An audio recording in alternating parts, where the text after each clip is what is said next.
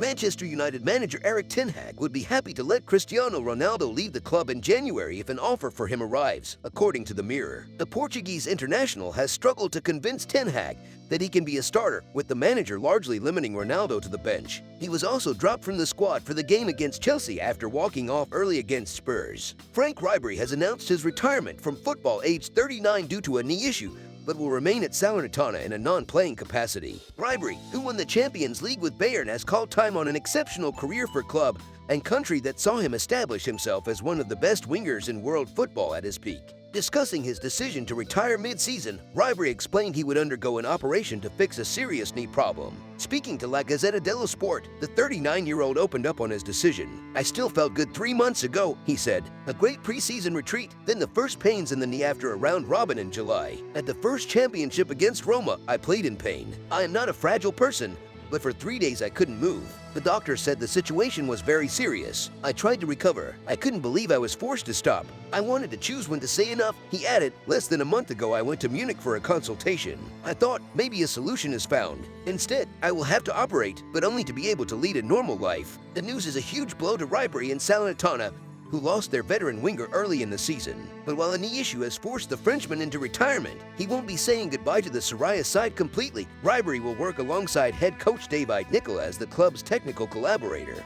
FIFA received a formal request to ban Iran from World Cup in Qatar. Alongside Spanish law firm Ruiz-Herta and Crespo, an unnamed group of Iranian sporting personalities has sent a formal request to FIFA to ban Iran from the upcoming World Cup in Qatar. The collective has claimed that the country's government has breached FIFA values and statutes by not allowing women to enter stadia in Iran. The FIFA Council can and must immediately suspend Iran, a statement read. FIFA shouldn't allow participation by a country that is actively persecuting its women, athletes, and children only for exercising their most basic human rights. The call comes against the backdrop of a violent crackdown by Iranian authorities against widespread anti-government protests, which began following the death of Mahsa Amini. Iran's brutality and belligerence towards its own people have reached a tipping point, demanding an unequivocal and firm disassociation from the footballing and sports world. A statement read, "Women have been consistently denied access to stadia across the country and systematically excluded from the football ecosystem in Iran, which sharply contrasts with FIFA's values and statutes. If women are not allowed into stadia across the country and the Iranian Football Federation is simply following